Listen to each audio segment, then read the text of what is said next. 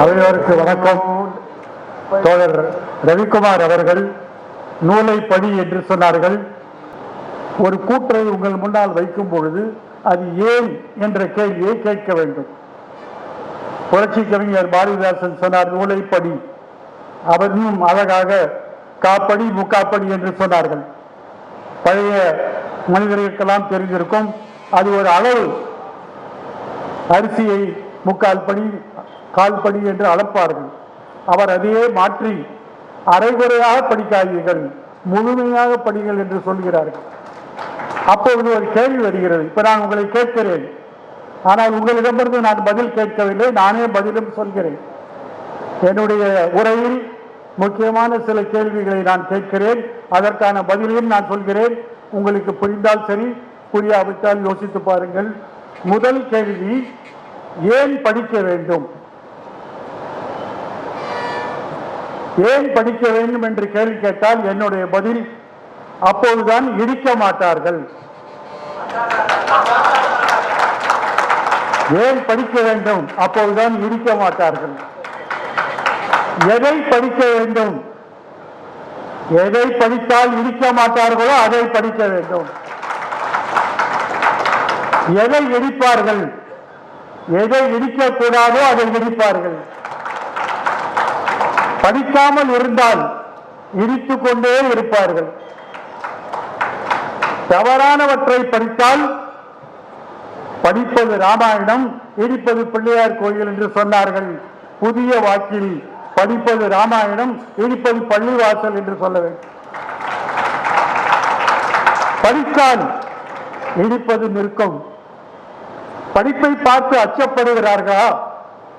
ஆமாம், சிலர் படிப்பை பார்த்து அச்சப்படும் கூட்டம் இந்த மாநிலத்திலே இருக்கிறது. அச்சப்படும் கூட்டம் படிக்காதா? எனக்கு தெரியாது. ஆனால் இந்த கூட்டத்தின் தலைவர் சொன்னார், நான் 20,000 நூல்களை படித்திருக்கிறேன் என்று சொல்லியிருக்கிறார்.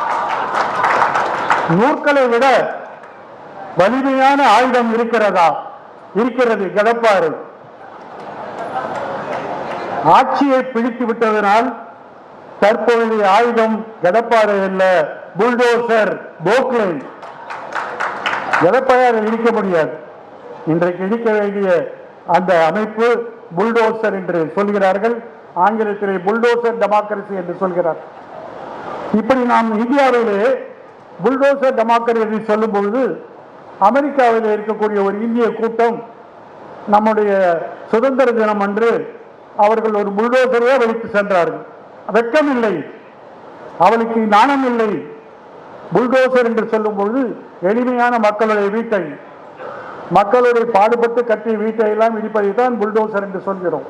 ஆனால் அதையே ஒரு அலங்கார ஊர்தியாக காட்டும் பொழுது அவளுக்கு வெட்கமில்லை, நாணமில்லை என்பதை தெரிந்து கொள்கிறோம். கடப்பாறை வைத்து என்னவெல்லாம் செய்தார்கள் என்று கேள்வி. அவர்கள் கையில் சிக்கியது ஒரு வழிபாட்டு தலம். பிறகு என்ன செய்தார்கள்? கடப்பாறை மூழ்கி கஷாயம் உண்டார்கள். ஏன் அப்படி செய்தார்கள்? ஒருவேளை பாரத ரத்னா போஸ்ட் கூட கிடைக்கலாம். ஏனென்றால் இன்னைக்குடைய நிலைமை அப்படித்தான் இருக்கிறது. ஏன் அப்படி செய்தார்? பாரதியார் சொன்னதை தவறாக புரிந்து கொண்டார்கள். பாரதியார் என்ன சொன்னார்? பள்ளித்தனம் அளித்தும் கோயில் ஒழுங்குவோம். இவங்க சொல்லிட்டாங்க, கோயில் எல்லா பள்ளிவாசி கோயில் வேண்டாம் அப்படியா சொன்னார். பாருங்க, பாரதியார் பள்ளித்தனம் அளித்தும் கோயில் ஒழுங்குவோம் என்று சொன்ன பொழுது கோயிலுக்கு மீறி எல்லா ஊரிலும் பள்ளிக்கூடம் கட்டுன்னு சொன்னார். அதான் சொன்னார். ஆனால் அவர்களுக்கு படிக்க தெரியாது, அவர்களுடைய பாஷை வேற பாஷை. அப்படி பாரதியார் சொன்னதை அவர்கள் ஒழுங்காக படிக்கவில்லையா? எதைத்தான் படித்தார்கள் ஒழுங்காக? மறந்துவிட்டேன். அவர்கள் படித்தார்கள் ஒரு புத்தகத்தை, அதுதான் மனு தர்மம். அதையாவது கடைபிடிக்கிறார்களா? கட்டாயமாக கோயில் திறப்பு விழாவுக்கு குடியரசுத் தலைவரை கூப்பிடவில்லை. இப்படி நாம் கேள்வியை எழுப்பிக் கொண்டே இருக்கலாம். கேள்விக்கான பதிலையும் நாம் தெரிந்து கொள்ளலாம். அப்படி தெரிந்து கொள்ளும் பொழுது ஒரு முக்கியமான பிரச்சனை வருகிறது. இந்த கோயில் அல்லது பள்ளிவாசல், இந்த பிரச்சனை 1992 இடிக்கப்பட்ட பள்ளிவாசல் இன்றைக்கு 2023 புதிய ஒரு வழிபாட்டு தலமாக உருவாகியிருக்கிறது. அதை பற்றி நான் அதிகமாக சொல்லவில்லை. ஆனால் நாமெல்லாம் நமக்கு நீதி கிடைக்கும், நியாயம் கிடைக்கும் என்று சொல்லி கதவை தட்டக்கூடிய நீதிமன்றத்தில் இந்த வழக்கு எடுத்து செல்லப்பட்ட போது அந்த வழக்கில் இருக்கக்கூடிய தீர்ப்பை 5 நீதிபதிகள் வழங்கினார்கள். வழங்கியவர்கள் ஒரு சொத்து சம்பந்தமான விஷயம், முதலில் அலகாபாத்தில் போடப்பட்ட வழக்கு, இது எங்களுடைய சொத்து இல்லை, எங்களுடைய வழிபாட்டு தலம், தோண்டி பாருங்கள், தோண்டியும் பார்த்து அறிக்கை கொடுத்தாச்சு. எங்களுடைய சொத்து என்று சொன்னால் நீங்கள் உங்களுடைய சொத்தை இழந்துவிட்டால் அல்லது சொத்தை பெற வேண்டும் என்றால் நீதிமன்றத்திலே வழக்கு தொடுக்க வேண்டும். அதை ஆங்கிலத்திலே டைட்டில் சூட் என்று சொல்வார்கள். முதலில் நீதிமன்றம் மூலப்பத்திரம் இங்கே என்று கேட்பார்கள். மூலப்பத்திரம் தொலைந்து விட்டது என்றால் இரண்டாம் பட்சமாக இரண்டாவது சாட்சியாக மற்ற ஆவணங்களை காட்டலாம். ஆனால் ஆவணங்களே இல்லாமல் மக்களுடைய நம்பிக்கை அடிப்படையில், நம்பிக்கை என்றால் என்ன? உங்களுக்கு ஒரு நம்பிக்கை இருக்கிறது, எனக்கு ஒரு நம்பிக்கை இருக்கிறது. எந்த நம்பிக்கையை எடுத்து சொல்வீர்கள்?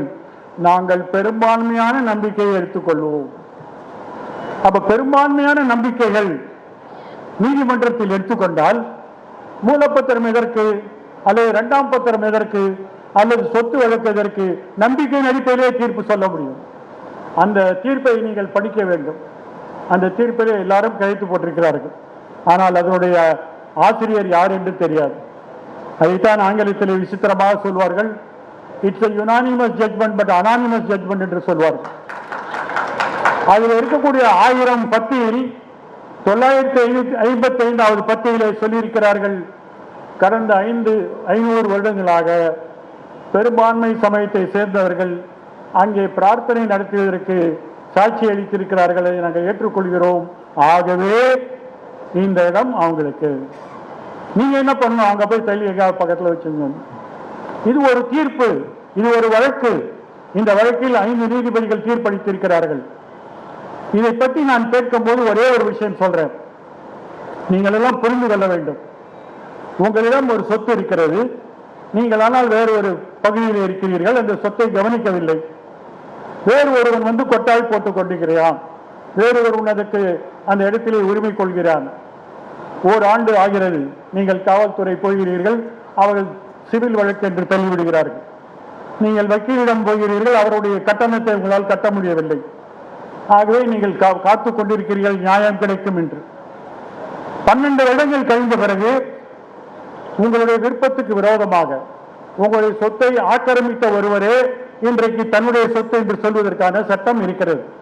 சில பேருக்கு அதிர்ச்சி அளிக்கலாம், உலகம் முழுவதும் அப்படிப்பட்ட ஒரு சட்டம் இருக்கிறது. அது என்ன? 12 வருடம். 12 வருடம் என்பது ஒரு குறியீடு. ஒரு தன்னுடைய சொத்தை பார்த்து கொள்ள முடியவில்லை என்றால், தன்னுடைய சொத்தை அவன் கவனிக்கவில்லை என்றால் அந்த சொத்து அவனை விட்டு போய்விடும். அதுதான் அதோடைய நடப்பு. இதை பார்த்து நீங்கள் குழப்ப வேண்டாம். நீங்கள் ஒரு குத்தனக்காரர் வச்சிருக்காரு, அவங்க வாடகை கொடுக்குறாங்க, அது ஆக்கிரமிப்பு அல்ல. உங்கள் விருப்பத்துக்கு விரோதமாக நீங்கள் முயற்சி செய்தும் நீங்களால் வெளியே அனுப்ப முடியாத ஒருவர் 12 வருடம் இந்த சொத்திலே அவர் ஆட்சேபித்து அங்கே இருந்தால் அவர் தன்னுடைய சொத்து என்பதை காட்ட முடியும். இதைத்தான் ஆங்கிலத்திலே லா ஆஃப் பிரிஸ்கிரிப்ஷன் என்று சொல்வார்கள். அதை ஆங்கிலத்திலே லா ஆஃப் லிமிடேஷன் என்று சில பேர் சொல்வார்கள். மேலை நாடுகளிலே லா ஆஃப் பிரிஸ்கிரிப்ஷன் என்று சொல்வார்கள். இந்த பிரிஸ்கிரிப்ஷன் என்ற இந்த கொள்கை 12 வருடமாக இருக்கலாம், 14 வருடமாக இருக்கலாம். ஆனால் உலகம் முழுவதும் அந்த ஏற்றுக்கொள்ளப்பட்டது.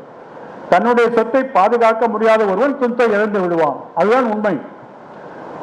இதை பற்றி கம்பர் மிக அழகாக சொல்கிறார்கள். கம்ப ராமாயணம், வால்மீகி ராமாயணம் எழுதியது பிறகு ரொம்ப வருஷம் கழிச்சு எழுதப்பட்ட பிறகு தமிழ்நாட்டில் தமிழில் எழுதியதால் மிக அருமையான மொழி. அவர் கூட நம்ம தோழர் ரவிக்குமார் சொன்னார், கம்பராமாயணம் படித்தேன் என்று படிப்பதற்கு சிறப்பான ஒரு நூல் தான். ஆனால் அந்த கம்பராமாயணத்துக்கு ஒரு சின்ன பிரச்சனை வருது. என்னன்னா, ராமன் மூத்த மகனுக்கு தான் சொத்து, அவன் தான் பட்டம ராஜாவாக மாறுகிறான். தசரதனுக்கு 4 பையர்கள். அந்த மூத்த மகன் என்பவரையில் தசரதன் வயதாகிவிட்டதனால் ராமன் பட்டாபிஷேகத்துக்கு தயாராகிறார். ஆனால் ராமனுடைய சித்தி அல்லது சின்னம்மா அவர்கள் ஒரு கோரிக்கை வைக்கிறார்கள், என்னுடைய மகன் பரதனுக்கு தான் இந்த பட்டம் சூட்ட வேண்டும். அப்ப ராமன் என்ன பண்ணணும்? காட்டுக்கு போகணும். எவ்வளவு நாள் இருக்கணும்? 14 வருஷம் காட்டில் இருக்கணுங்கிறார். இதை மிக அழகாக கம்பர் அவர்கள், ஆழிசூழ் உலகமெல்லாம் பரதனே ஆள நீ போய் தாயிலும் தடைகள் தாங்கி தாங்களும் தவம் மேற்கொண்டு பூரி வெண்கானம் நன்னி புண்ணிய துறைகள் ஆடி 7 ஆண்டில் வா என்று எம்பினான் அரசன். கைகைக்கு ரொம்ப புத்திசாலி. நீ போயிட்டு அடுத்த வருஷம் திரும்பி வந்து சொல்லல, 14 வருஷம் 7 14 வருஷம் கழிச்சு வா என்று சொன்னால், பரதன் ஆட்சி செய்யும் பொழுது ராமன் 14 வருஷம் கழிச்சு வந்தால் அந்த ஆட்சி அவருக்கு கிடைக்காது. அதுதான் லா ஆஃப் பிரிஸ்கிரிப்ஷன். ஒருவர் சொத்து தன் கையை விட்டு போய்விட்டது. ஆனால் பரதன் அதை ஏற்றுக்கொள்ளவில்லை. ராமனை தான் தன்னுடைய பெரிய அண்ணன் தான் ஆள வேண்டும் என்று அவனுடைய ஜோடி செருப்பை வாங்கி ஆண்டதாக சரித்திரம் சொல்கிறார். அதெல்லாம் நாம் கேட்கல. நான் சொல்ல வந்த விஷயம் என்னென்றால், ராமாயணத்திலே கூட 14 வருடங்களுக்கு பிறகு உன்னுடைய சொத்து உன்னுடைய இல்லை என்று சொன்னால் 500 ஆண்டுகளாக அதை பள்ளிவாசல் வைத்து நடத்துகிறார்களே, அப்ப அந்த சொத்து யாருடையது? ஏன் உச்ச நீதிமன்றம் அதை பார்க்கவில்லை? அதை அவர்கள் சாதாரண சொத்து விஷயமாக பார்க்கவில்லை, வேறு விஷயமாக பார்த்தார்கள். சமீபத்தில் தலைமை நீதிபதி அவர்கள் சொன்னார்கள், the majority will have it, minority will be heard என்று சொன்னார்கள். பெரும்பான்மை எடுத்துக்கொள்வார்கள், சிறுபான்மையினரை கேட்போம். இது அதோடு நின்று விடவில்லை. கண்ணன் திறந்த இடம் இருக்கிறது, காசியிலே விஸ்வநாத கோயில் இருக்கிறது, இன்னும் ஒவ்வொன்றாக வந்து கொண்டிருக்கிறது. எப்பொழுது அடங்குவார்கள் யாருக்கும் தெரியாது. அதனால்தான் சொல்கிறேன், என்ன படிக்க வேண்டும்? எல்லாற்றையும் படிக்க வேண்டும். வரலாறாக இருக்கலாம், அரசியலாக இருக்கலாம், புவியியலாக இருக்கலாம், நீதியாக இருக்கலாம், சட்டமாக இருக்கலாம். ஆனால் அவற்றிற்கெல்லாம் நேராக அரசியல் சட்டத்தை படிக்க வேண்டும். இப்பொழுது கூட கேரள மாநில அரசு இந்த 26ஆம் தேதி அரசியல் சட்டத்துடைய முதல் பக்கத்தை எல்லாருக்கும் விநியோகித்தார். அந்த முதல் பக்கத்தில் என்ன இருக்கு? ஆரம்ப வரிகள், ஆங்கிலத்தில் பிரியாம்பல் என்று சொல்வார்கள், நம்ம முக உரை என்று சொல்லலாம். அந்த முக உரையிலே we the people of India gave ourselves this constitution to constitute India as a sovereign, democratic, socialist, secular republic என்று சொன்னார்கள். மதசார்பற்ற சோசியலிச இறையாண்மை பெற்ற குடியரசு, ஜனநாயக குடியரசாக நாங்கள் நிர்ணயிக்கிறோம் என்று சொன்னார்கள். அந்த வார்த்தைக்கு என்ன அர்த்தம் இருக்கிறது? இந்த முதல் பக்கம் பிரியாம்பல் என்று சொல்லக்கூடியதை இந்திய உச்ச நீதிமன்றம் சொல்லியிருக்கிறார்கள். அது அடிப்படையான கட்டமைப்பு, யாரும் மாற்ற முடியாது என்று சொல்கிறார்கள்.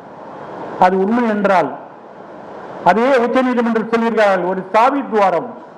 அரசமைப்பு சட்டத்தை நாம் ஒத்து பார்க்க வேண்டும் என்றால் சாவி வழியாக பார்க்கிறோம். அது உள்ள என்ன இருக்கிறது தெரியும். நீ உள்ளே போக வேண்டாம், வெளியிலே பார்த்தாலே தெரியும் என்னமோ. அதில் இருக்கக்கூடிய முக்கியமான வார்த்தைகள் மதசார்பற்ற சோசியலிசம். ரெண்டுத்துக்கு அதான் அர்த்தம் இருக்கா? இன்னைக்கு எல்லாத்தையும் அதானியும் அம்பானிகளும் சுருட்டி சாப்பிடும், பத்தாதவற்றையெல்லாம் வேற யாருக்கோ கொடுத்து விடுகிறார்கள். அப்படிப்பட்ட ஒரு சூழ்நிலையை நாம் இருக்கிறோம். சோசியலிசம் என்பது ஒரு வெறும் ஒரு சாய சொல்லாக, ஒரு மேற்பூச்சி சொல்லாக மாற்றிவிட்டார்கள். அடுத்த ஆபத்து செகுலரிசம் என்று சொல்லக்கூடிய மத சார்பற்ற தன்மை. இந்த இந்திய துணை கண்டத்திலே நம்மை தவிர இன்னும் 5 நாடுகள் இருக்கின்றன. மாலத்தீவு, ஸ்ரீலங்கா, வங்கதேசம், பாகிஸ்தான், நேபாளம். அவர்களெல்லாம் அதே கிட்டத்தட்ட ஒரே நேரத்தில் தான் சுதந்திரம் அடைந்தார்கள். அவளுக்கும் அரசமைப்பு சட்டம் இருக்கிறது. ஆனால் கடந்த 75 ஆண்டுகளில் அந்த நாடுகளெல்லாம் அந்த சட்டம் கொஞ்சம் ஆட்டம் கண்டுவிட்டன. ஆரம்பத்தில் எப்படியோ இருந்தார்கள், இன்றைக்கு எதையோ விஷயம். உதாரணமாக வங்கதேசத்திலே ஒரு தலைமை நீதிபதி தீர்ப்பை கொடுத்து விட்டு ராத்திரியோட ராத்திரி ஆஸ்திரேலியாவுக்கு ஓடி போய்விட்டார். இன்றைக்கு கனடா நாட்டிலே அகதியாக இருக்கிறார். அவர் செய்த ஒரே பாவம் ஜட்மெண்ட் கொடுத்ததுதான். அதை கூட தாங்க முடியாத ஒரு ஆட்சி அங்கே இருக்கிறது. இன்றைக்கு அங்கே இருக்கக்கூடிய பாகிஸ்தானில் இருக்கக்கூடிய பிரைம் மினிஸ்டர் 2வது தண்டனை அறிவித்திருக்கிறார்கள். அடுத்த எலெக்ஷன் அடுத்த வாரத்தில் இருக்கு. அவரால் நிற்க முடியாது. அப்ப கடைசி நேரத்தில் உள்ள வச்சிருவேன். இங்க இருக்கிற மாதிரி அங்கேயும் ஈடி எல்லாம் இருக்கு. ஈடியை தவிர அங்க பெரிய ராணுவம் இருக்கிறது. ஒரு தலைமை நீதிபதி சஜத் அலி ஷா என்ற பாகிஸ்தான் தலைமை நீதிபதி ஒரு சுய வரலாறு எழுதியிருக்கிறார். அந்த சுய வரலாறு ஒரு பக்கத்திலே சொல்கிறார், நாங்கள் இன்றைக்கு முக்கியமான தீர்ப்பை அளிப்பதற்காக நான் விமானத்திலே செல்கிறேன். கராச்சியிலே இஸ்லாமாபாத்தில் எங்களுடைய தலைமை நீதிமன்றம் இருக்கிறது. என்னுடைய விமானம் கராச்சியை விட்டு எழுந்தவுடன் அது எங்களுடைய இஸ்லாமாபாத் செல்லாமல் லாகூர் பக்கம் திருப்பி விட்டார்கள். நான் அந்த விமான ஓட்டுவக்கூடிய கேப்டனை கேட்டேன், என்ன நடக்கிறது என்று. இராணுவத்திலிருந்து உத்தரவு, இந்த விமானம் அங்கே போக முடியாது, இன்னைக்கு லாகூர் போகும். அன்றைக்கு வழக்கு என்ன ஆகும்? வழக்கு வாய்தா ஆகும். அவர் சொல்கிறார், நான் ஓய்வடைவதற்கு முன்னால் ஒரு வாரத்தில் நான் இந்த வழக்கை முடிவிருக்க வேண்டும் என்று வந்தபோது என்னுடைய விமானம் திசை திருப்பப்பட்டது இராணுவ உத்தரவினால். இராணுவ உத்தரவை ஏற்றுக்கொள்ளாத நீதிபதிகள் எல்லாம் வீட்டுக்கு அனுப்பினார்கள். இப்படி ஒரு மாநிலம். இப்படி ஸ்ரீலங்காவை நாம் பார்க்கிறோம். நம்முடைய தமிழ் தோழர்கள் எல்லாம் இங்கே வந்து விட்டார்கள். அது ஒரு புத்த குடியரசாக மாற்றி விட்டார்கள். அதைத்தான் நாம் ஒவ்வொரு மாநிலத்தை பார்க்கிறோம். மாலத்தீவிலே ஆட்டம் கண்டு கொண்டிருக்கிறது. நான் கூட சமீபத்தில் சொன்னேன், பாலராமரை வைத்து பாலகண்டத்தை படிக்க ஆரம்பித்திருக்கிறோம். அதற்குள் ஆரண்ய காண்டத்திற்கு போய்விட்டார்கள். அங்கே வாலி வதை படலம் திறந்து விட்டது என்று சொல்லி நம்ம கட்டம் கட்டமா பார்க்கல. அடுத்த ஸ்டேஜுக்கு போயாச்சு. அந்த குடியரசுத் தலைவர் ஆட்டம் படுகிறார். பல்வேறு காரணம் இருக்கலாம்.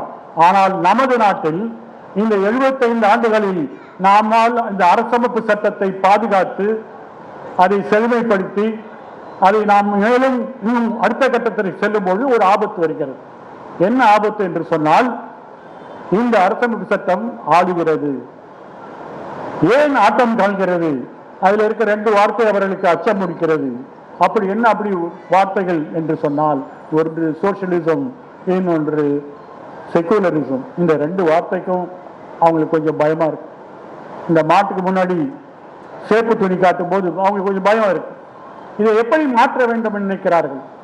2 விதத்துல மாற்றலாம். ஒன்று, நாடாளுமன்றத்திலே சட்ட திருத்தம் கொண்டு வரலாம்.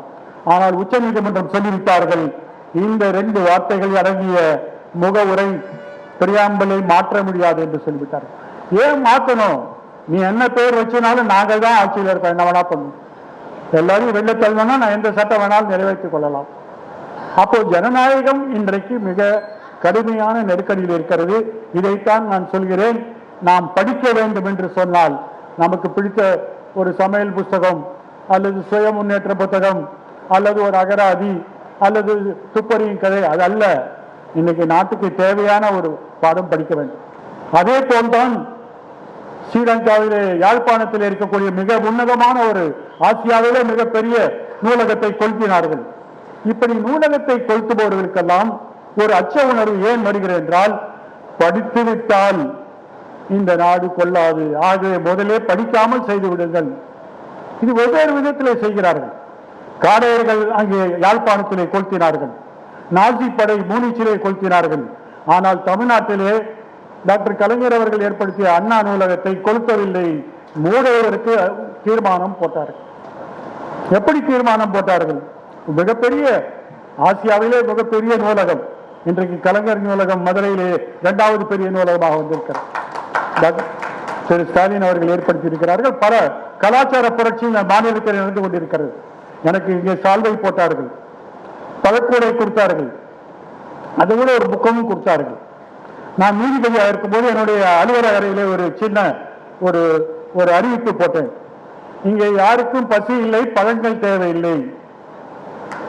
இங்கே கடவுளர் சிலைகள் இல்லை, பூக்கள் தேவையில்லை. இங்கே யாருக்கும் பசிக்கவில்லை, பழங்கள் தேவையில்லை என்று போட்டேன். இதை பார்த்துட்டு வேணா உள்ள வாங்க போறதெல்லாம் நிறுத்திட்டாங்க. நான் நினைச்சேன் நம்ம ஒருத்ததான் அப்படி செய்யறோம். ஆனால் நம்முடைய முதலமைச்சர் அவர்கள் இந்த முறை முதலமைச்சரான பிறகு ஒரு புதிய முன்னுதாரணத்தை ஏற்படுத்தினார்கள். என்னை பார்க்கும் பொழுது துண்டு போடக்கூடாது, சால்வை போடக்கூடாது, பொக்கே கொடுக்கக்கூடாது, அதற்கு பதிலாக புத்தகங்கள் கொடுங்கள் என்று சொன்னார்கள். கிட்டத்தட்ட 2 லட்சம் புத்தகங்கள் அவர்களிடம் கிடைக்கப்பட்டது. இன்னைக்கு இருக்கக்கூடிய மாவட்டத்தில் இருக்கக்கூடிய அனைத்து நூலகங்களுக்கும் நூல்களை அனுப்பியிருக்கிறார்கள். நூலகம் எல்லாம் செழித்து வளர்கிறது. ஒருவருடைய சிறிய மாற்றம், இந்த ஆடம்பரம் தேவையில்லை, புத்தகங்களை கொடுங்கள், அதுதான் அறிவாயுதம் என்று அவர் சொன்னார். மாற்றம் ஏற்பட்டிருக்கிறது. அதுதான் உண்மை. நம்முடைய பழக்க வழக்கத்தை மாற்றிக்கொள்ள வேண்டும், மாற்றுகிறோம். ஆனால் புத்தகத்தை கொடுக்கும் போது அதை பார்த்து பயப்படுகிறார்கள், அச்சப்படுகிறார்கள். புதுக்கோட்டை மாவட்டத்திலே கவிதாராமு என்று ஒரு ஆட்சியர், அவர் முதலமைச்சர் முதல் முறையாக புதுக்கோட்டை மாநிலம் வந்த போது ஒரு புத்தகத்தை கொடுத்தார்கள். அங்கே இருக்கக்கூடிய புகைப்படக்காரர்களும் புகைப்படத்தை எடுத்து அடுத்த நாள் பத்திரிகைக்கெல்லாம் அனுப்பினார்கள். அடுத்த நாள் செய்தி பத்திரிகையில வந்தது, கவிதாராமு புதுக்கோட்டை ஆட்சியர் புத்தகத்தை அன்பளிப்பாக கொடுத்தார்கள், அதை முதலமைச்சர் பெற்றுக்கொண்டார்கள். ஆனால் இதையெல்லாம் கண்காணிப்பதற்கு ஒரு குழு இருக்கிறது. அந்த புத்தக படத்தை அவர்கள் ஒரு லென்ஸின் மூலம், பூத கண்ணாடி மூலம் பெருசாக்கி பார்த்தால் புத்தகத்தோடைய தலைப்பு அறியப்படாத கிறிஸ்துவம். புத்தகத்தோட தலைப்பு. உடனே ஒரு கோஷ்டி, அது எப்படி அறியப்படாத கிறிஸ்துவத்தை முதலமைச்சரிடம் ஒரு மாவட்ட ஆட்சியர் கொடுக்கிறார், அவருக்கு முன்னாடி ஒரு ஆர்ப்பாட்டம் கேட்கிறார்கள். அதை முதலமைச்சர் படிப்பாரா, படித்து அவர் யாருக்காக கருத்து சொல்வாரா என்பதும் இல்லை. உண்மையிலே ஒரு சிறந்த புத்தகம். நமக்கு அறியாத ஒரு மதத்தை பற்றி, நமக்கு தெரியாத ஒரு மதத்தை பற்றி தெரிந்து கொள்கிறோம். ஏனென்றால் எல்லாரும் எல்லாத்தையும் தெரிந்து கொள்ள வேண்டும். அதைத்தான் படி என்று சொல்கிறார்கள். கால் படி, முக்கா படி அல்ல, முழுசா படி என்று சொல்கிறார்கள். அந்த புத்தகத்தை படிக்காமலேயே புத்தகத்துக்கு எதிராக ஒரு ஆர்ப்பாட்டம், மாவட்ட ஆட்சியருக்கு எதிராக ஒரு மனு கொடுக்கிறார்கள். அடுத்த நாள் அந்த கும்பல் போய் அந்த அம்மா கிட்ட ஒரு புக்கு கொடுக்குறாங்க. என்ன அர்த்தம் உள்ள இந்து மதம். அவங்க தாராளமாக எல்லாத்தையும் படிக்கலாம், ஏன் படிக்கக்கூடாது, ஏன் எது வேணாலும் படிக்கலாம், ஏன் படிக்கக்கூடாது. நான் நீதிபதியாக இருக்கும்போது ஒரு கேஸ் வந்தது. மதுரையில் இருக்கக்கூடிய காந்தி லைப்ரரி அந்த நூலகத்தில் கோட்ஸே எழுதிய ஒரு புக் இருக்கிறது. யார் அவரை சுட்டார்களோ, தியாகிகள் தினமாக கொண்டாடுகிறோமோ ஆ புக் இருக்கு. ஒருத்தர் கேட்டாரு, காந்தி மியூசியத்தில் கோட்ஸே புக் வைக்கலாமா? என்ன பதில் சொல்ல முடியும்? அறிவு என்பது பரவலான ஒரு சிந்தனையை தூண்டும். அது எல்லா விதமும் இருக்கலாம், இல்லாமல் போகலாம். அதை படிப்பதனால் யாரோ 4 பேர் கோட்ஸே பின்னெடுப்போம் அப்படி கிடையாது. படிப்பதற்கும் கொஞ்சம் கூர்மை வேண்டும்.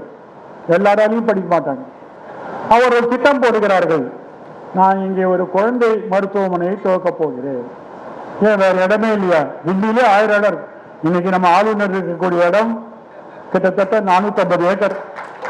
எங்க வேணா கட்டலாம், ஆனால் இங்கேதான் கட்டுவேன். ஏன் இதை மூட வேண்டும்? சில இடத்தில் கொளுத்தினார்கள், சில இடத்தில் இடித்தார்கள், இங்கே இவர்கள் மூடுகிறார்கள். திடீரென்று ஒரு உத்தரவு வருகிறது. கல்வித்துறையை சேர்ந்த இந்த சர்வே எண்கள் மருத்துவத்துறையிடம் ஒப்படைக்கப்படுகிறது.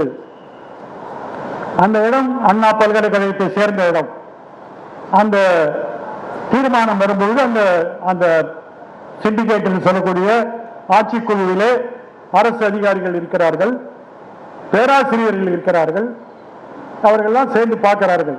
இந்த சர்வே நம்பர் கல்வித்துறையிலிருந்து மருத்துவத்துறைக்கு போகுது.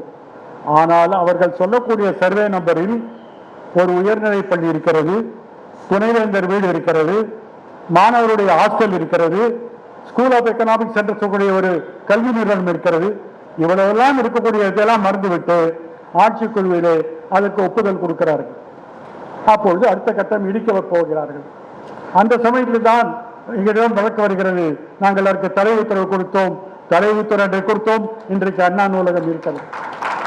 ஆனால் ஏன் ஒரு நீதிமன்றத்துடைய பிரச்சனையாக பார்க்க வேண்டும்? நீதிமன்றத்துக்கு மாத்திரம்தான் இதெல்லாம் பாதுகாக்க வேண்டும். மக்களுடைய சிந்தனை என்ன? நாம் ஒவ்வொருவரும் சொத்து வரி கட்டுகிறோம். சொத்து வரியிலே 1% நூலக கட்டணமாக செல்கிறது. ஆக நாம் எல்லாம் அந்த கட்டடத்திற்கு சொந்தக்காரர்கள். ஆனால் நமக்கு அதை பற்றி அச்சம் இல்லை. இடித்தால் இடித்துக் கொள்ள வேண்டும். அந்த அரசாணைக்கு ஒப்புதல் கொடுக்கிறார்கள். இடிக்க நிறுத்தி விட்டோம். இன்றைக்கு அந்த ஒரு நூலகம் 2வது நூலகமாக கலைஞரில் இருக்கிறது. எல்லா மாநிலத்திலும் எல்லா மாவட்டத்திலும் இப்படிப்பட்ட நூலகம் ஏற்படுத்த வேண்டும் என்ற ஒரு கொள்கை முடிவில் இருக்கிறார்கள். இதைத்தான் நான் சொல்கிறேன். சிலருக்கு படிக்க வேண்டும், படிக்க வாய்ப்பில்லாதவர்கள் எங்களை போன்று நூலகத்திலே சென்று படித்து, நாங்கள் தான் நூலகத்திலே சென்றுதான் குடியிருந்தோம். அந்த அந்த அந்த வாட்ச்மேன் எங்களை துரத்துற வரைக்கும் அங்கே தான் உட்காந்துருக்கும். ஏன்னால் சொந்தமாக படிக்க முடியாது. இன்றைக்கு அப்படிப்பட்ட சூழ்நிலையில் படிக்கக்கூடாது என்ற ஒரு எண்ணத்தை, படிக்க வேண்டாம் ஒரு எண்ணத்தை ஏற்படுத்துகிறார் என்றால் நம்முடைய மூளையை மழுங்கடிக்கிறார்கள், நம்முடைய சிந்தனையை மறக்கடிக்கிறார்கள். நான் சமீபத்திலே சமூக வலைத்தளத்தில் ஒன்று போட்டேன். இந்த பாலராமர் சிலையை செய்தவர் ஒரு கர்நாடக சிற்பி. அவர் நல்ல படித்தவர், நிர்வாகிகள் படித்தவர். அவர் இந்த போட்டியிலே கலந்து கொண்டு அந்த சிலையை எடுத்து சென்றார்கள். போட்டியிலே தேர்வாகிவிட்டது. அதைத்தான் பிராண பிரதிஷ்டை என்று சொல்கிறார். இப்ப நம்ம நிறைய வடமொழி பாஷையெல்லாம் கத்துக்கணும். பிராண பிரதிஷ்டைனா நம்ம பிராணத்தை பிடுங்கிறது இல்லை, அந்த சிலைக்குள் ஆத்மாவை போடுகிறார்கள். அது செய்கிறாங்க. அதுக்கு முதல்ல சிற்பிகள் கண்ணை காட்ட மாட்டார்கள். ஆனால் அந்த அந்த பிரதிஷ்டை செய்யும் போது கண்ணை திறப்பார்கள். கண் திறந்து விட்டது. பாலராமர் கண்ணை திறந்து கொண்டிருக்கிறார். நான் எழுதினேன், ஜனவரி 22ஆம் தேதிக்கு முன்னால் அந்த சிற்பி அதை தொட்டு பலமுறை தொட்டு கொஞ்சி குழாவி இருக்கிறார். 22ஆம் தேதி ஜனவரிக்கு பிறகு அவரால் நினைத்தாலும் அதை தொட முடியாது. ஏன்? கேள்வி கேட்க வேண்டும். அதற்கான விடையை கார்ல் மார்க்ஸ் அவர்கள் சொல்கிறார்கள். உங்களுக்கெல்லாம் தெரிஞ்சிருக்கும். பெரிய பில்டிங், அதை கட்டக்கூடிய கொத்தனாரும் சித்தனாரும் அங்கேதான் படிச்சிருப்பாங்க. கட்டி முடிச்சு திறப்பு முடிஞ்சாச்சு, எங்க போனாங்க? நினைத்தாலும் அந்த கட்டணத்துக்குள் வர முடியாது. வாசலில் இருக்கக்கூடிய அந்த காவலாளி வெளியே துரத்தி விடுவார்கள். அப்போது ஒரு பொருளை உற்பத்தி செய்தவன் அந்த உற்பத்தி செய்த பொருளிலிருந்து அந்நியப்பட்டு விடுகிறான். இதைத்தான் மார்க்ஸ் அவர்கள் சொல்கிறார்கள், ஏலினேஷன், அந்நியப்படுகிறார்கள். அதுக்கு ஒரு கதை சொல்கிறார்கள். இந்த மாதிரி நம்ம குட்டி கதை சொல்றாரு.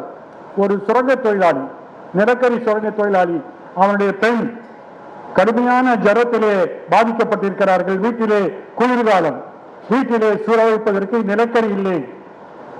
அந்த பெண்ணுடைய அம்மா கேட்கிறார்கள், ஏன் நிலக்கரி இல்லை? நிலக்கரி வாங்க முடியவில்லை. ஏன் வாங்க முடியவில்லை? எனக்கு வேலை போய்விட்டது. ஏன் வேலை போய்விட்டது? எங்கள் சுரங்கத்தில் அதிகபட்சமாக நிலக்கரி தோண்டி வைத்திருக்கிறார்கள், எங்களை எல்லாம் அனுப்பிவிட்டார்கள் சொல்கிறார். இதை சொல்கிறார்கள், the theory of alienation between the produce and the producer. உற்பத்தி செய்தவன் தான் உற்பத்தி செய்ததிலிருந்து அந்நியப்பட்டு விடுகிறான். அதைத்தான் அந்த சிற்பை பற்றி நான் சொல்கிறேன். ஏன் அந்நியப்பட்டு போனான்? ஏனென்றால் இந்த நாட்டிலே ஒரு ஜாதி கட்டுப்பாடு வேண்டும். ஒரு வர்ணாசிரமம் என்று சொல்கிறார்கள். வர்ணாசிரமம் என்று சொன்னால் 4 வருடங்கள், 4 வருடமா 40 வருடமா என்பது முக்கியமல்ல. அவர்களை சவர்ணா என்று சொல்கிறார்கள். அதில் இல்லாத ஒரு குழுவை அவர்ணா என்று சொல்கிறார்கள். இதைக்கெல்லாம் அப்பால்பட்டு ஒருத்தர். இப்ப இந்த மாதிரி ஒரு பிரச்சனையில ஒரு அம்மா மதுரையில் சொல்றாங்க, இந்துக்கள் மட்டும்தான் வர வேண்டும் உள்ள. யார் இந்துக்கள் என்ற கேள்வி எழுப்ப, இந்துக்கள் மட்டும்தான் கோயிலுக்கு வர வேண்டும். பழனி கோயிலை பற்றி நான் சொல்லி விடைபெறுகிறேன். ஆனால் ஒரு விஷயம் நீங்கள் புரிந்து கொள்ள வேண்டும். 1931ஆம் வருடம் காந்தி அவர்கள் எரவாடா சிறையில் இருக்கும்போது அவருக்கும் அம்பேத்கருக்கும் பேச்சுவார்த்தை நடக்கிறது. அம்பேத்கர் அவர்கள் இரட்டை தொகுதி முறை கேட்கிறார்கள். காந்தி சொல்கிறார்கள், இந்திய நாடு ஒன்றாக இருக்காது, நான் இரட்டை ஆனால் தனித்தொகுதியை ஏற்றுக்கொள்கிறேன் என்று சொல்கிறார்கள். காந்தி 31 நாள் சாகும் வரை உண்ணாவிரத்தில் இருக்கிறார்கள். நாடு முழுவதும் கடுமையான அழுத்தம் அம்பேத்கர் அவர்கள் மீது கொண்டு வரப்படுகிறது. அம்பேத்கரால் தாங்க முடியவில்லை. ஏனென்றால் அவரும் ஒரு மனிதன், மனிதாபிமானம். அவருக்கு ஒரு கட்டத்தில் அவர் ரொம்ப தமாஷா சொல்றாரு, காந்தி உயிரோடு இருந்தது என்னால் தான். அவர் முடியாது என்று சொல்லிவிட்டால் 34வது நாள் என்ன இருக்கும் தெரியாது. காந்தி ஒத்துக்கொண்டு விட்டார்கள். அப்பொழுது டாக்டர் அம்பேத்கர் அவர்கள் மகாத்மா காந்தியை பார்த்து கேட்கிறார்கள், நீங்கள் அரசியல் விடுதலைக்கெல்லாம் யோசிக்கிறீர்கள், இந்த நாட்டிலே சமூக விடுதலை பற்றி என்றைக்காவது யோசிச்சிருக்கிறீர்களா? 5 1 பங்கு மனிதர்களை அடிமையாக வைத்திருக்கிறார்கள், மனிதராகவே கருதவில்லை என்றெல்லாம் சொல்கிறார்கள். அப்போதுதான் முதல் முறையாக காந்தி அவர்கள் ஹரிஜன் சேவா சங் என்று ஆரம்பிக்கிறார். தன்னுடைய கருணையை காட்டுவதற்கு, தன்னுடைய கவலையை காட்டுவதற்கு ஹரிஜன் சேவா சங். அதில் தெரிந்தவர்கள் எல்லாம் போட்டு அதற்காக நீதிபதிவு செய்து தமிழ்நாட்டிலே அவர் 31 நாள் சுற்றுலா பயணம் வருகிறார். பேங்க்ல போய் இறங்கி கொஞ்ச தூரம் நடக்கிறது இல்லை, உண்மையிலேயே 31 நாள் சுற்றி வந்தார். சுற்றி வரும்போது தென் மாவட்டங்களில் ஆரம்பித்து திருப்பியும் மேற்கு மாவட்டத்தில் போய் நீலகிரியிலும் திருப்பியும் கோயம்புத்தூர் வந்து பழனி மலைக்கு வருகிறார்கள். பழனி அடிவாரத்தில் காந்திக்கு ஒரு கூட்டம் நடக்கிறது, மிகப்பெரிய கூட்டம், பெண்கள் கலந்து கொள்ளக்கூடிய ஒரு முக்கியமான விஷயம். காந்தியுடைய கூட்டத்தில் மிகப்பெரிய அளவுக்கு பெண் அவர்கள் வருவார்கள். ஏனென்றால் அவர் எளிமையாக சொல்வார்கள், அவர்கள் மீது கரிசனம் வைத்திருந்தவர். அந்த கூட்டத்திலே அவர் பேசி முடித்தவர்கள் மகாத்மா காந்தியை கேட்கிறார்கள், பாபுஜி முருகனை தரிசிக்க வரீங்களான்னு கேட்கிறார். எங்கே சென்றாலும் மகாத்மா காந்தி ஒரு கேள்வி கேட்பார், இந்த கோயிலில் தலித் மக்களை அனுமதிப்பார்களா? இல்லை என்றால் அப்படியே போய்விடுவார். காந்தி தமிழ்நாட்டில் விஜயம் செய்யாத 2 கோயில், ஒன்று பழனி, மற்றொன்று அங்கே தேவக்கோட்டையில் இருக்கக்கூடிய சொர்ணமுத்தீஸ்வரர் கந்ததேவி கோயில்.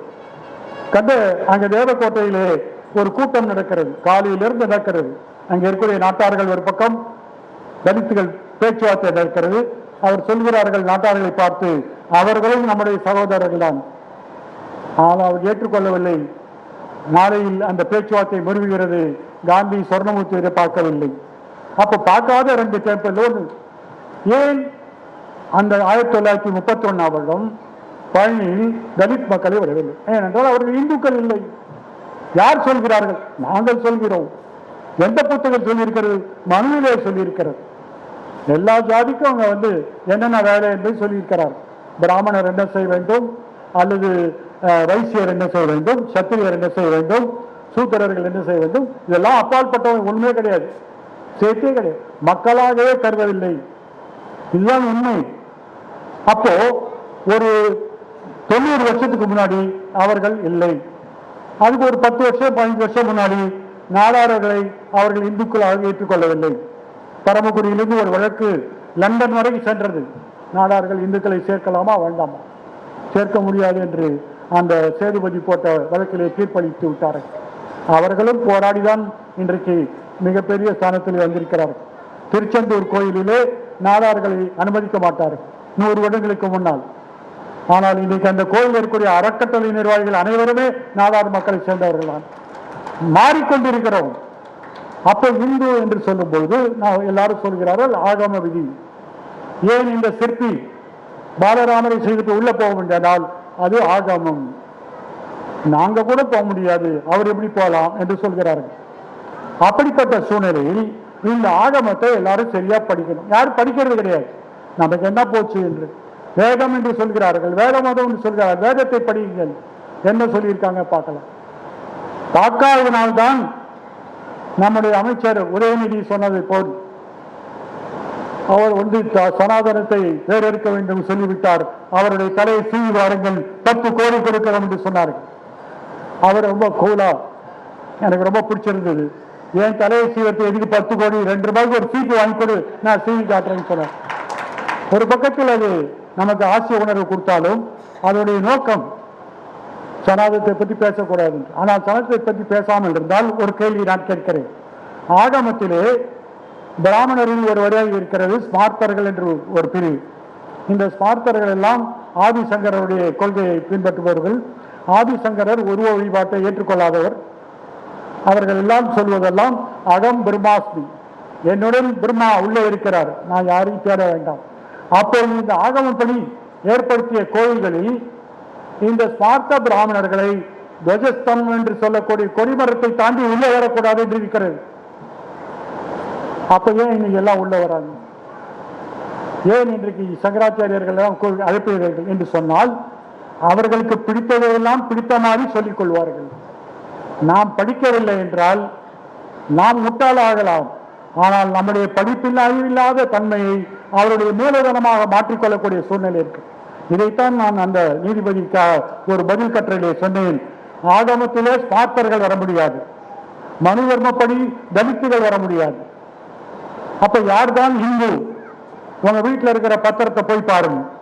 ஒரு 50 வருஷம் உங்க தாத்தாவுடைய சொத்து பத்திரத்தை பாருங்க. நான் சந்துரு ஆகிய நான், இத்தனை வயது அடைந்த நான், இந்து மதம் என்று அதில் இருக்காது, சைவ மதம் வைஷ்ணவ மதம் என்றுதான் இருக்கு. இந்து என்று ஒரு வார்த்தையே கிடையாது. இந்து என்ற வார்த்தையை உருவாக்கியவர்கள் பிரிட்டிஷ்காரர். ஏனென்றால் எல்லாருக்கும் சேர்த்து ஒரு டைட்டில் கொடுக்கணும். ஒவ்வொருத்தரும் தனித்தனியாக சொன்னா 1000 உட்பிரிவுகள் இருக்க, எல்லாரும் சேர்த்து ஒன்னா போட்டுடு. ஆனால் ஒரு 50 வருடத்திற்கு முன்னால் சைவ மதம் வைணவ மதம் என்று சொன்னார்கள். இன்றைக்கு அரசியல் சட்டத்திலோ அல்லது எந்த சட்டத்திலும் இந்து என்பது யார் என்று விளக்கமே கிடையாது. நான் இன்றைக்கு இந்துவாக இருக்கலாம், தாண்டி வெளில வந்தா இந்துவா இல்லாம இருக்கலாம். டாக்டர் அம்பேத்கர் சொன்னார்கள், நான் இந்துவாக பிறந்தேன் ஆனால் இந்துவாக இறக்க மாட்டேன் சொன்னேன். ஏன் சொன்னார்? நான் ரொம்ப கொதிச்சு 1/5 பங்கு மக்களுக்கு, கிட்டத்தட்ட 30 கோடி மக்கள், உலகத்திலே 10 நாடுகளுடைய ஜனத்தொகை இந்த நாட்டிலே மனிதர்களாக மதிக்கவில்லை. அதனால் சொன்னார்கள். ஆனால் இவர்கள் சொல்கிறார்கள் இந்துக்கள் தான் உள்ளே வர வேண்டும். நான் கேட்கிறேன், இந்து என்பதற்கு என்ன விளக்கம்? What is the definition? ஒரு அறிஞர் சட்டத்தை படித்தவர்களாக இருந்தால் எல்லாத்துக்கும் ஒரு விளக்கம் இருக்கணும். எந்த சட்டத்தில் விளக்கம் இருக்கிறது? நான் உள்ளே செல்கிறேன். இன்னொரு தமாஷா இருக்கு. இந்து மதம் ஒரு ஆலமரம். எல்லா பிரிவுகளையும் உள்ளே ஏற்றுக்கொள்ளும். உருவத்தை நம்புவர்கள், உருவத்தை நம்பாதவர்கள். நம்முடைய வள்ளலார் அவர்கள் முதல் கட்டத்திலே உருவத்தை நம்பினார்கள். ஆனால் அவருடைய 6ஆம் தலைமுறை படித்தால் உருவத்தை நம்பவில்லை, ஜோதி வழியில் ஏற்கிறார்கள். அந்த அருட்பெரும் ஜோதியை அவரே கடைசியிலே சொல்கிறார்கள், இதுவும் ஒரு கட்டத்திலே காணாமல் போய்விடும் என்று சொல்கிறார்கள். அப்படிப்பட்ட ஒரு உன்னத ஒரு ஆத்மாவை பார்த்து நம்முடைய நாட்டுடைய தலைவர் சொல்றார், அவர் தான் சனாதனத்துடைய உச்ச நட்சத்திரங்கிறார். நம்ம ஏமாந்தா நம்ம காது குத்தி போறதுக்கு நிறைய பேர் இருக்காங்க. தயவு செய்து நீங்கள் உணர வேண்டும். நாம் ஏன் படிக்க வேண்டும் என்றால், படிப்பதன் மூலம் அறியாமை என்ற பேயை விரட்டுவோம், மதம் என்ற பேயும் விரட்ட வேண்டும், வள்ளலாருடைய வாரிசாக இருந்தால் என்று சொல்லி விடைபெறுகிறேன். வணக்கம்.